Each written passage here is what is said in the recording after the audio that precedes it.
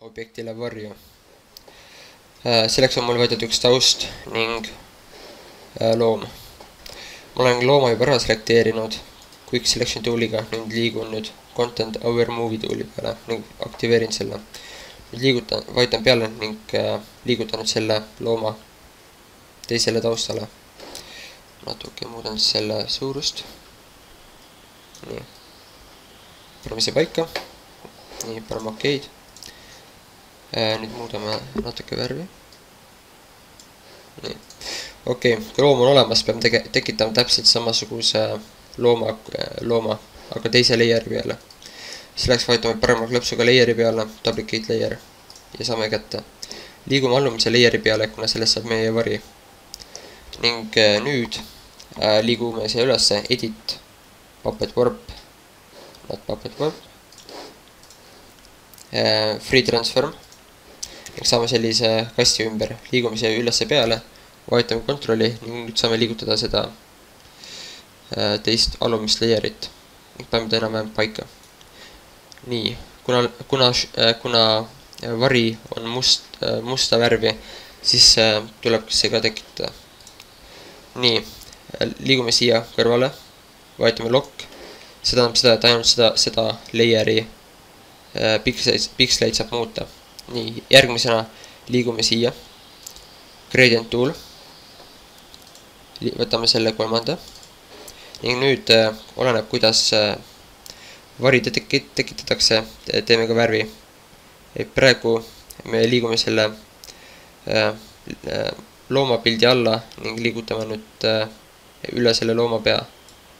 Saame sellise tulemuse. Nagu näeme, on see tekkinud vari liiga terav, seega peame seda hägustama. Kõigepealt võtame nüüd selle loki maha, sest muidu ei ole võimalik meil seda hägustada. Ning järgmisena liigume filtrisse, blur, Caucasian blur ning nüüd natuke vähendame seda. Kuskil 2,5 peale näiteks, selle näite puhul. Vajutame okki. Nagu näha, on vari ning loom paigast ära, seega tuleb seda muuta. Nii, siis liigume ülesse, edit, puppet warp ning vajutame käppa kohtade peale.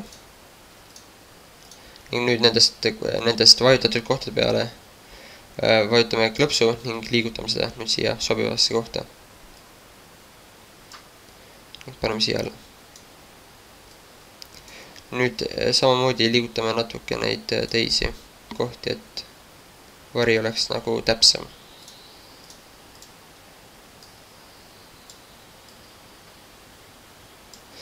Nii, nüüd peaks sobima.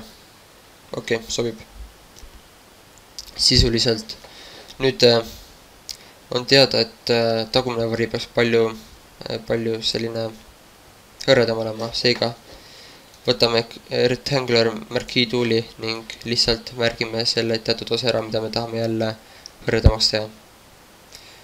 Märgime ära, lähme uuesti filter, blur, Caucasian blur ning muudame nüüd seda märgataval määral ning saame umbes niimoodi. Deselektin korraks ära ning tulemusena on selline.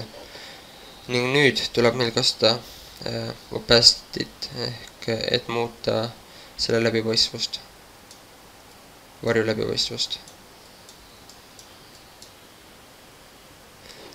Jah, et põhimõtteliselt niimoodi käibki siis varju tegemine.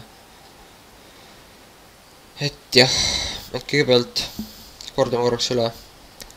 Kõigepealt liigutame objekti siia, muudame ta õigeks suuruseks, muudame värvi ning siis tekitame layeri, mille me lokime ära. Siis me paneme paika selle varju, muudame ta mustvalgeks. Peale seda muudame terve varju ära hõredamaks. Siis paneme varju paika, muudame teatud osa varjust veel hõredamaks ning siis muudame opacity't. Ja nii käibki varju paigaldamine objektile. Tänud kuulamast!